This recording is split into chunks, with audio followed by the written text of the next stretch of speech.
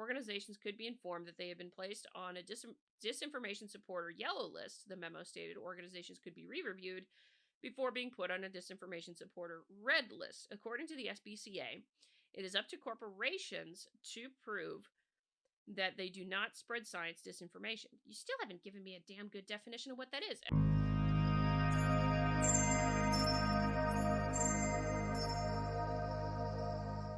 So this is interesting. When you're talking about universities, right, you're supposed to be dealing with pursuit of the truth and the marketplace of ideas and all that good jazz. And then a story like this comes across my desk. This is from the College Fix. Brown University president wants to cut ties with science disinformation spreaders.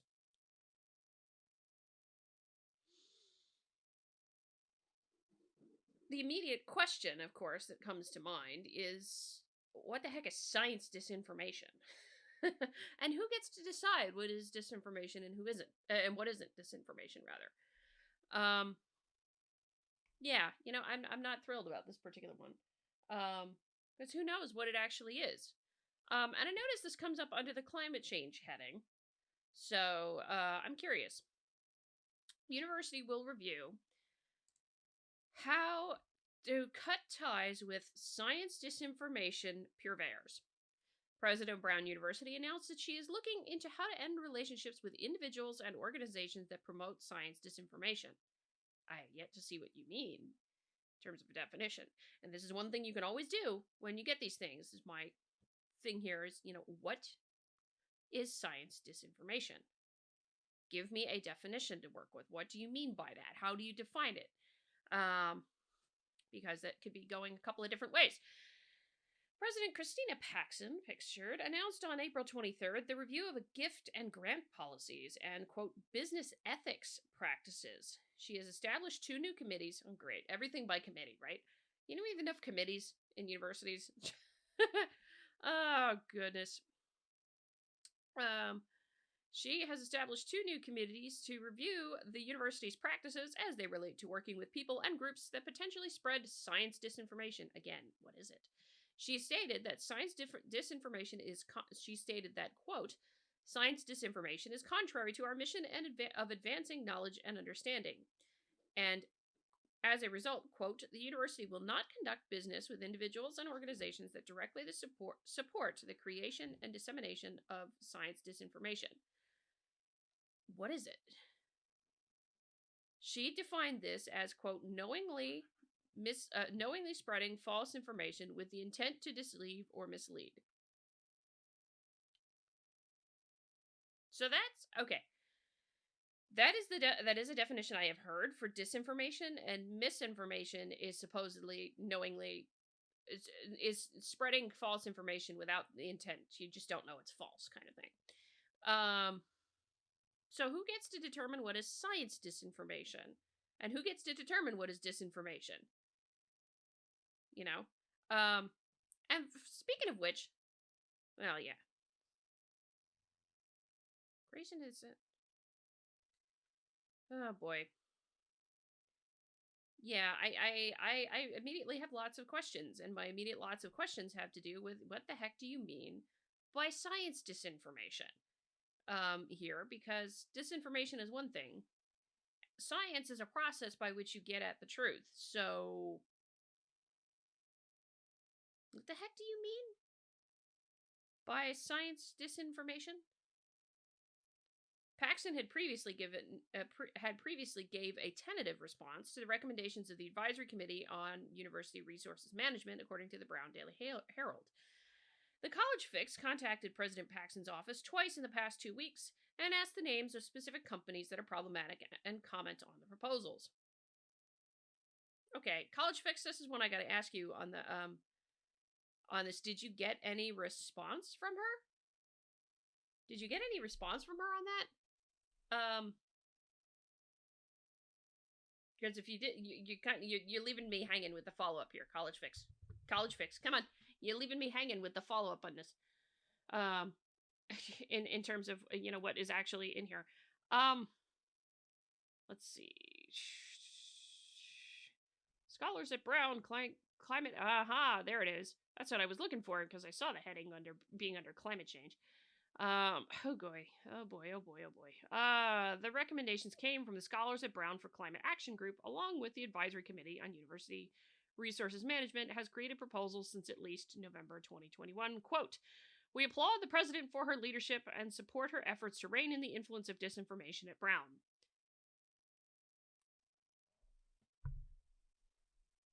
Who gets to determine what is disinformation? Or, more precisely, who gets to determine what is false information? Why are you putting it in the hands of one person to say what something is false or not? Or in the hands of experts, per se. Why? Yeah, and you really haven't given me that. Okay, why is this a good thing? And are you going to slander somebody who maybe has more of the truth than you do because you think it's disinformation? This is not a good thing when you're talking about stuff with science to slander something that's out there as disinformation. That's not to say there's not groups that I look at when they're dealing with when they're dealing with climate change stuff on both left and right, mind you, that put out garbage with respect to climate science. So it's not to say that there's not that, but they also have a right to be heard, and I don't have a right to shut them down just because I think what they're putting out is crap and false, or I may know what they're putting out is false based on scientific understanding. I may refute it, I may rebut it, but I don't have a right to shut them down. Now, on the one hand, I can understand because from the First Amendment kind of perspective, I don't think this is in the wrong. The college has the right to work with whomever they will, in terms of whomever they spend money on. It's totally their choice. I have no say in that, what have you.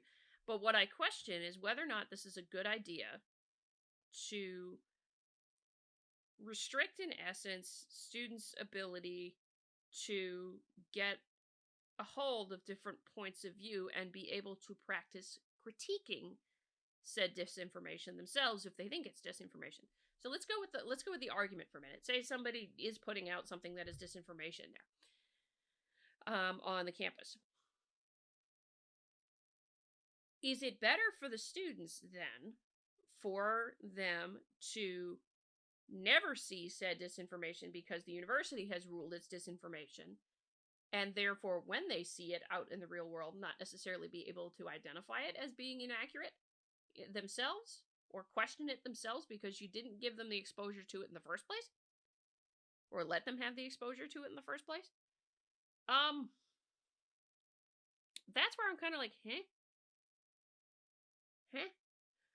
with this, does that really make sense? Because frankly, it is not the job of a university in any capacity to tell students what to think. It is a job to get them to learn how to think, and learning how to think does involve dealing with multiple sources of information and figuring out how to critique them and reason them and, with reasoning determine whether or not you think yourself that this is correct and accurate.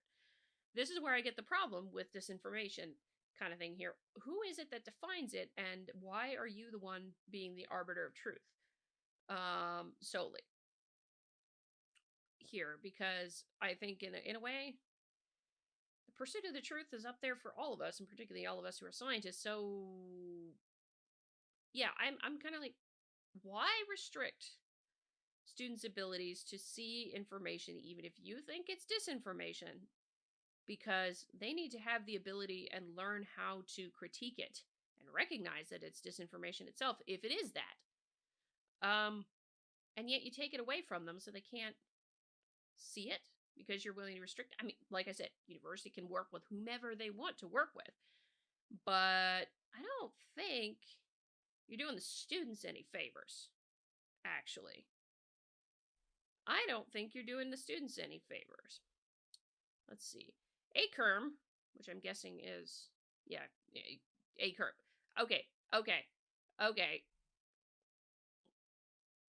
They never did. Ugh. Okay, College Fix. College Fix. You made a novice's mistake in writing. I'm going to call it out right now. You made a novice's mistake in writing. You didn't tie the acronym together with the thing that it is an acronym of. So, right here should have been Advisory Committee on University Resources Management, in parentheses, ACRM, so you didn't get somebody completely confused when they go down the page a few paragraphs later and see ACRM and be like, what the hell is that? If you're going to do an acronym for something, I'm sorry, College Fix, I'm going to roast you for this because this is some copy editor should have caught this somewhere. Some copy editor should have caught this. Why didn't you? You could put the acronym up here so people can recognize the acronym later when they're reading the article. And you could have used the acronym right in here, too. So, I mean, come on. Come on, guys. Copy editor, where are you? Nothing against the article itself and content-wise, but that's a glaring copy edit thing that you could have fixed very, very easily. See, ACRM previously recommended that Brown modify its gift and funding policy based on proposals brought forward by the academic group.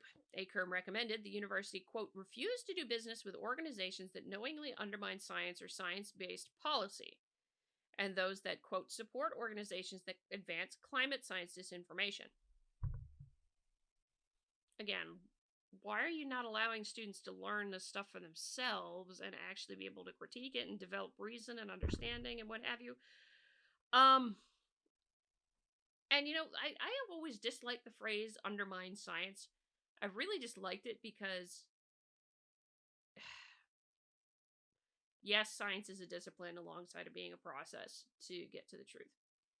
At the same time, the process of getting to the truth involves being seriously skeptical of other people's critiques and questioning and challenging assumptions and what have you, and challenging theories and, you know, coming up with alternative explanations and testing them and retesting them over and over again.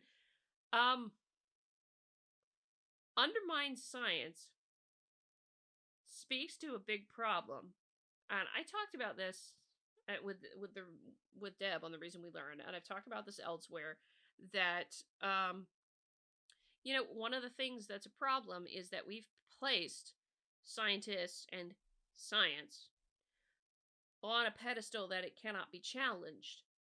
And if you challenge it, you're kind of crazy. Or you're, you know, anti-science or whatever it is the slur is now.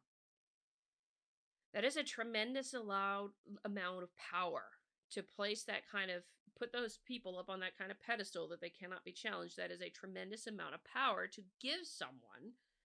And hence the reason it is a concern to me as a climate scientist in my professional thing, not just here on YouTube, that, you know, you're saying you can't undermine science. You can't question science. No. I want you to question anything I do research on. From the research side of things, and I'm happy. Go for it. Ask questions, make comments, anything like that. I've always had that problem, though, because it's a really bad idea to place high on a pedestal scientists and science as a whole, as a discipline and field of study. It's a really bad idea to place it all on a pedestal to say it cannot be challenged, it cannot be questioned. And if you're doing so, you're undermining science, because that is a tremendous amount of power to give to a relatively few amount of people. To say, we're going to take you on faith because you're a scientist. And that is the opposite of what science is supposed to be in terms of the belief. You know, science isn't a belief system. It's a process by which one gets at the truth, and happens to be a discipline also. But you can't, but if you place people up on pedestals to the point where you can't question them, that becomes more about faith than reason and evidence. In other words, it becomes scientism, not science. Those are two very different things, and I don't think we should be pushing scientism. I don't view scientism as a good thing here, because it does take away from other things that matter with the moral compass and what have you. Let's see. The Fix contacted ACRM 3 times in the past 2 weeks via email and asked for examples of companies that would be included under the policy, as well as specific examples of what it means to deny climate science. The University Advisory Committee did not respond. Okay, good job. You got that one right. I'm just like, you asked the president's office for that too, and you didn't get an answer there. So you didn't give me an answer whether or not they gave you an answer. Excuse me. SBCA. SBCA. Oh, God, did you do it again? You did do it again. Come on. Come on, College Fix. There should be an acronym. Scholars at Brown for Climate Action Group, SBCA, stated that it wanted a, quote, national or international clearinghouse to create a, quote, yellow and, quote, red list of offenders. That's not scary at all.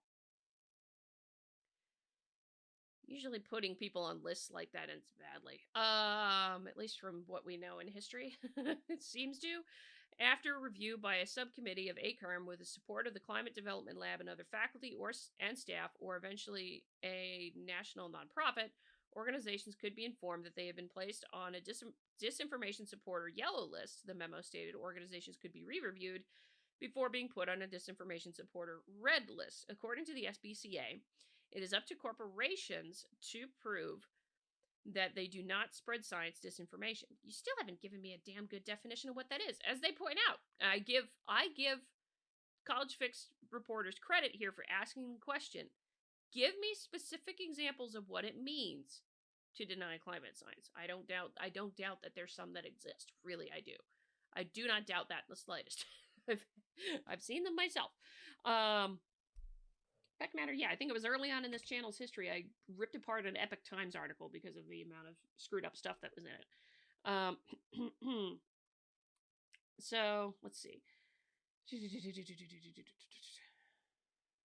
But you haven't given me a definition of what that is. So, organizations will be offered the opportunity to prove they have not or have ceased to support science disinformation. No definition. No definition at all. They could be given 1 to 2 years to address the issue and could be re-reviewed. President Paxton rejected the idea of blacklisting organizations in her April 23rd announcement. That I give her credit. Should not do that. Paxton said the methods, quote, are not finally targeted enough to accurately identify organizations or individuals that advance science disinformation, and it would be inappropriate to use these methods for decision-making on gifts and grants. Very good. I wholeheartedly agree with that. I have yet to see in this article even, and maybe they have it somewhere, and if one of y'all are watching this, tell me what the hell you mean by science disinformation. Who gets to define that? Give me examples in here. I want to see it.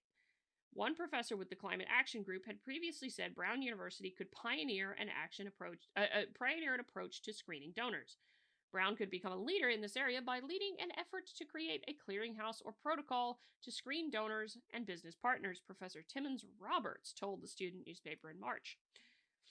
Large nonprofits and universities will be very interested in this, the environmental and sociology professor said. Quote, we could make a huge difference on a number of issues that are really fundamental to our values. The College Fix contacted Professor Robert for comment 3 times via email in the past 2 weeks. Doing their job there.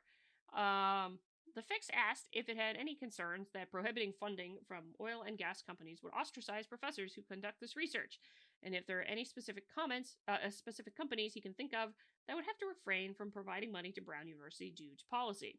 He did not respond to comment. Not responding to any comments on that. Yeah, I don't know about you all, but it's kind of scary to see that there's a thought there to stick somebody on a list because they put out whatever the hell is science disinformation. I don't know. I'm kind of curious. What the hell is meant here by science disinformation? And I give the journalist here credit that you did actually ask them the question. What the heck is science disinformation? I have no idea.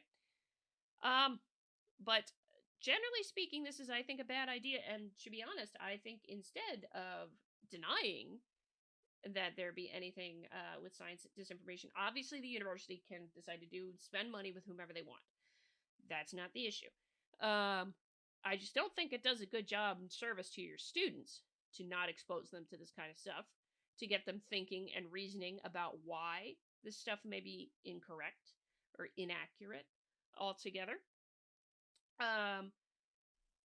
And personally, for me, I would prefer that students actually be able to reason and critically think critically think in the Western Enlightenment sense about about the materials presented to them to identify things that are factually inaccurate or logically don't make any goddamn sense. Because there's certainly a lot of it out there, and you would do better by allowing some of that thing there so that you can actually allow students to reason it themselves and figure it out rather than hiding it from them. So they're so they can't identify it later or learn how to identify it later. That's my thoughts. Let me know what you think. Yeah, I don't think this is a good idea. I don't think this is a good idea on the part of the university. On the part of Brown University, but I will leave it to others to comment also. That's it for now. If you like this video, hit the like button on the way out the door, comment on the video, share the video, subscribe to the channel, all that lovely good jazz. Over on Locals on Thursday night, we will be doing the NSF Equity Plan, the National Sciences Foundation Equity Plan, and looking through that on Thursday Thoughts, but that is exclusively for local supporters. So if you want to sign up and join and check that out, the link is scrolling at the bottom. Until next time, I'm Adrian. Stay curious, my friends.